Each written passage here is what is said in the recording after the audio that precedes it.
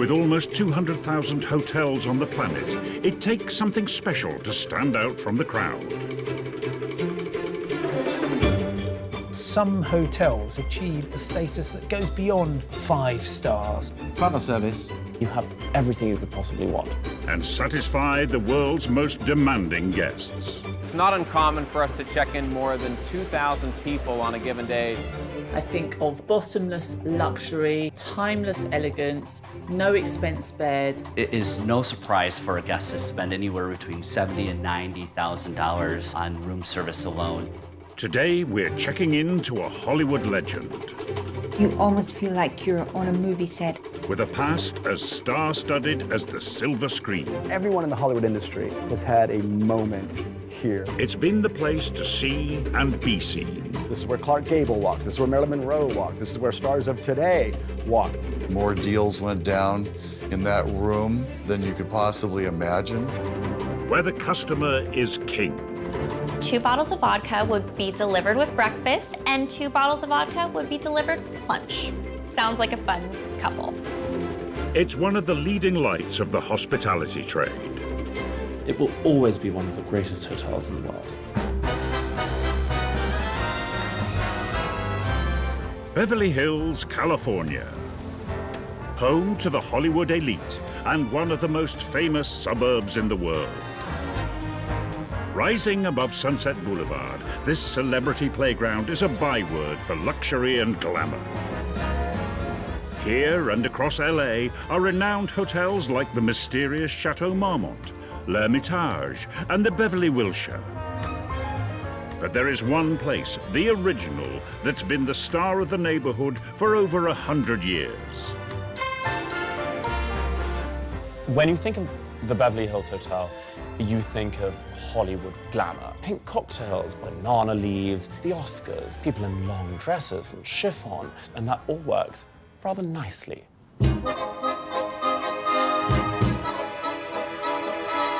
Director of Guest Relations Steve Boggs oversees each stay at the Beverly Hills Hotel from start to finish. We are standing at the entrance, and that's a capital T, the entrance to Beverly Hills Hotel. This is the first thing the guests see when they pull up. It is Hollywood from the word go. Step into the Beverly Hills Hotel and you almost feel like you're on a movie set. This is one of the most photographed spots at the hotel. People always come here to the red carpet. All we need is, paparazzi lights going off in their faces to make them feel like they're actually at a premiere. Around 270,000 guests a year walk in the footsteps of Hollywood royalty to check in the iconic lobby complete with Venetian glass chandelier. The lobby has gone through a lot of incarnations over the decades. When it first opened, it had heavy wood, big columns. Recently, for our 100th anniversary in 2012, we brightened it up, made the columns smaller, just opened it up, put in this Venetian plaster. But the one thing that hasn't changed, and I'll show you, pardon me behind the bush, is the fireplace. It's just a way of welcoming people into the hotel. It's been here since 1912. We've kept it going ever since. We call it the eternal flame. Despite the roaring log fire, the 5-star hotel sits in 12 acres of tropical gardens. With over 180 different plants, it keeps the 7 gardeners busy. But hidden amongst the foliage, there's 23 secluded bungalows.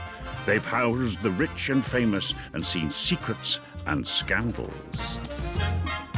The bungalows have been one of the most celebrated aspects of the hotel, and stars really love that because they have the total privacy.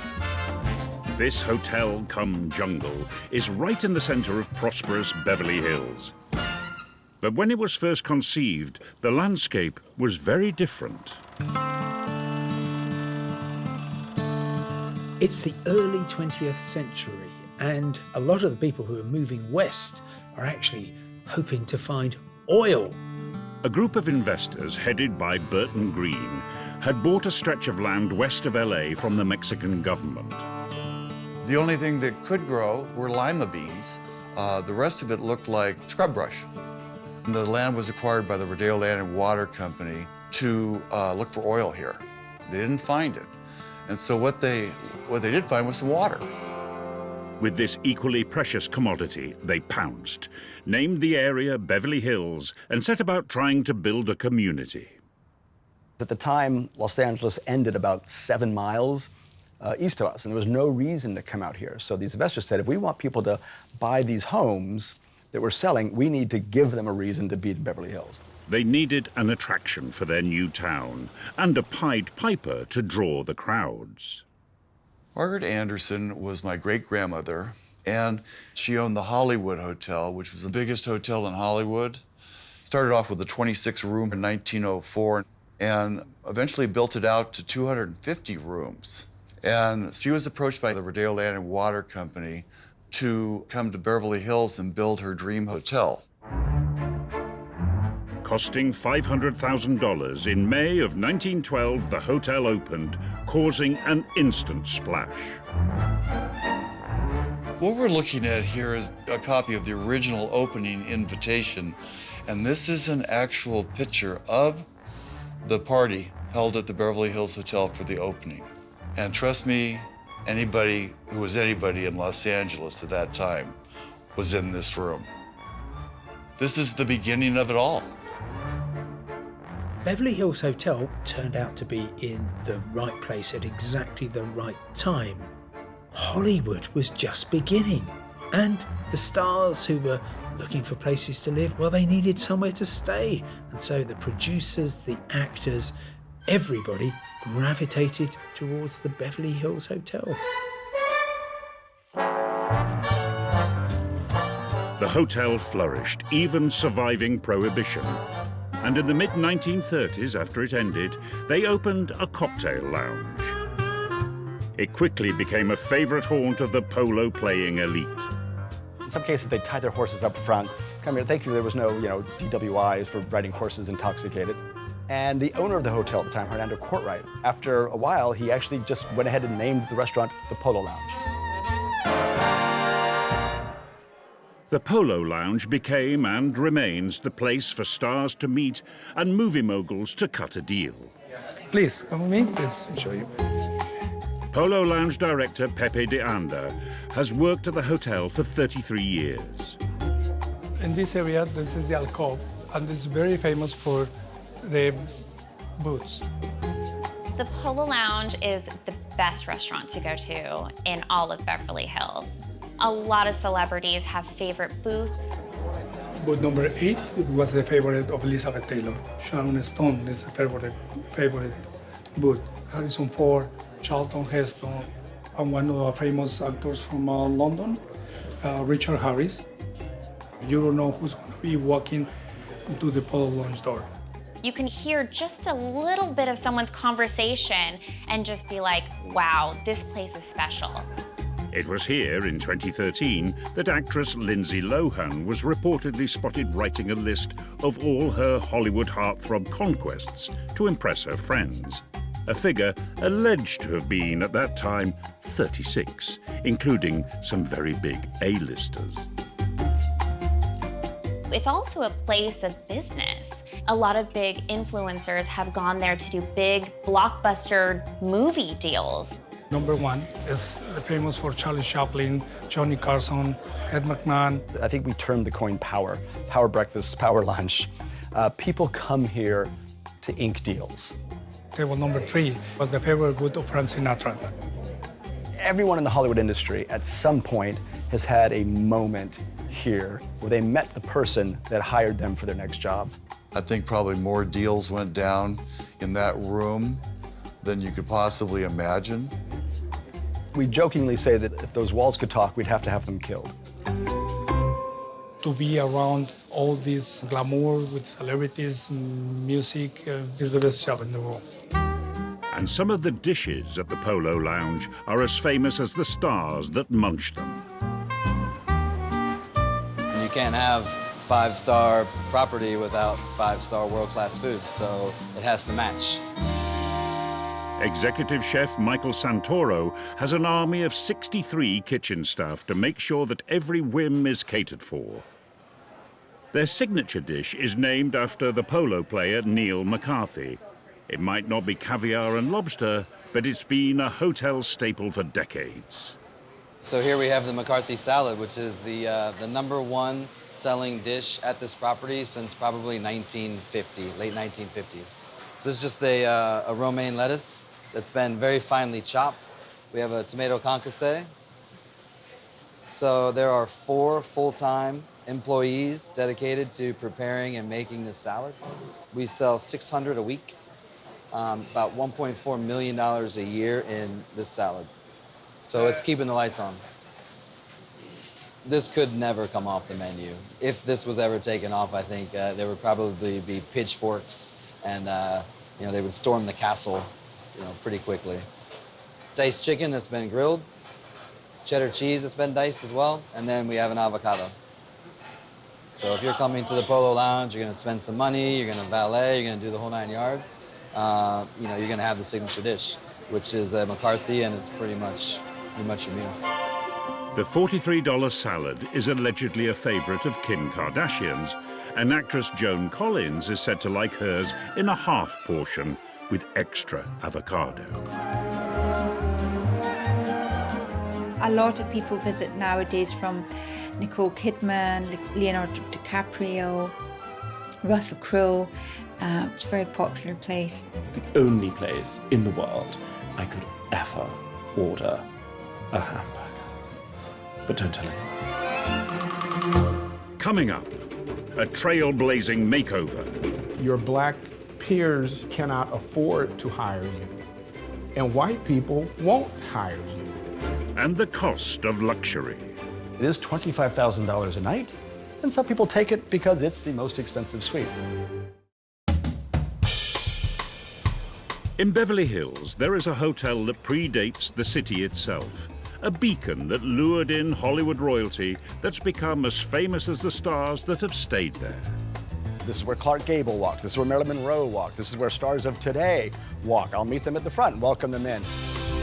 Once in the hotel, there are 210 rooms and suites.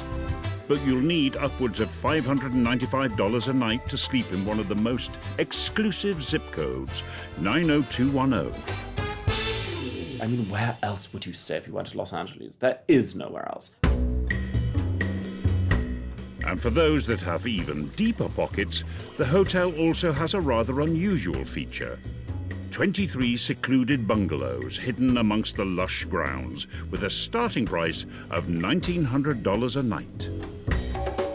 It's like a little oasis in an otherwise sometimes rather depressing city. Everything is calming. So you have people who come here, not just because of the privacy, although that certainly is one aspect. I mean, if you look around, you've got this beautiful foliage, beautiful landscaping, so it feels like you're on a private estate in the tropics or in the south of France, and it just doesn't feel like you're in the heart of Los Angeles. And, as if these weren't enough, in 2011 they turned 2 underused tennis courts into 2 presidential bungalows that are now the most popular and the most expensive rooms in the hotel. All right, so this is bungalow 23. What makes this bungalow unique is, one, its size. It's the largest bungalow we have. It has 3 bedrooms, massive living room. You've got the jumbo TV, your own private study and office, a massive master bedroom, tons of outdoor space. It has a sitting area outside the bedroom with a fire pit. Has 2 other bedrooms down the hall, one is which is a small suite. It's got a pass-through shower, so you have a shower indoor, outdoor shower. But what is probably the most unique feature of this suite and the other presidential is its private swimming pool. It goes to being fortunate. We were the first ones here, so we get to do what we want. We have the land to do it. You just can't replicate that anymore. But for the privilege, you'll need to spend that deposit you've been saving for a house. It is $25,000 a night, and some people take it because it's the most expensive suite. They never use the pool, never use the office, but it's the best, therefore I have to have it. So we're happy to have them. But it was back in the 1940s when the hotel had its most important facelift. They called in architect to the stars, Paul Williams, who also happened to be the first African-American member of the American Institute of Architects. Despite teachers, counselors telling him, there's no place for a black architect. Your black peers and family cannot afford to hire you, and white people won't hire you. And despite people telling Paul Revere Williams that he cannot do it, he transcended those barriers that are traditionally in place for black architects. He would turn the traditional hotel into a world-famous style icon. Paul Williams is known, he's a fresh designer, there's buzz about him. And so the hotel owner reaches out to Paul Williams and meets with him. Paul Williams puts together a great team, and they go about the task of reimagining the Beverly Hills Hotel. And he felt, since we're on Sunset Boulevard, since we have this gorgeous California sky, that the hotel should blend in with the colors of the sunset, California sunset. So that's why he painted it pink. It's down to this Paul Williams pink that the hotel has been given its affectionate nickname. You would think, well, how much pink can you use? And he used enough pink to where it became known as the Pink Palace. However, he used it in a very strategic and tactful way, which you felt very appropriate. It emotes something that makes you feel at ease. The color is actually branded and copyrighted to us. It has a very specific number. Don't ask me what it is, I have no idea. I just know that it's ours, and that if I wanted to paint my house this way, I'd have to get permission from somebody. And it wasn't just a lick of paint. The architect created many elements of what makes the Pink Palace what it is today. He's the one that built what we call the crescent wing, where it says the Beverly Hills. That's actually his handwriting. So he built that, he put in the coffee shop. He really designed the hotel to what it's known for today. And you can tell Paul Williams' touch is Hollywood style, that it's grand, but yet restrained. So it's palm leaves, the green stripes, and then the Beverly Hills Hotel script. That all comes from Paul Williams' like Beaux-Arts kind of style, but at the same time expanding it to a Hollywood kind of grandiosity. You put it all together, and it's architectural.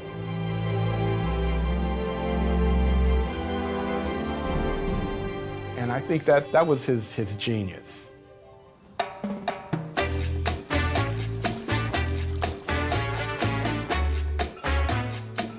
It wasn't just the exterior to get a makeover. The interior got a leafy facelift that is now synonymous with the hotel. Probably the most iconic feature, maybe second to the actual design of the building itself, is our wallpaper. It's actually called Martinique. You will see it when you're walking down the halls to the suites. You'll see it in the corridors. You'll see it in the fountain coffee room. It's everywhere, and it consistently reminds you of the pure sophistication that the hotel has. You see this banana leaf print now on skirts and clothing. You see in our gift shop, we have tennis shoes specifically made with the banana leaf print. And this tropical motif is something the hotel has quite a lot of. We got 5.5 miles of it all over the hotel. Frequently, I'll see women standing up against the wall, blending in while someone takes their photo.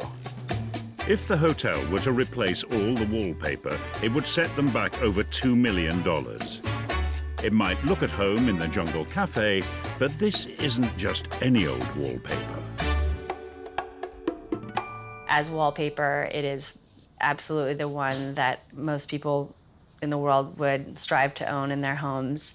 I think it is the most recognizable wallpaper in the world, but again, I'm biased.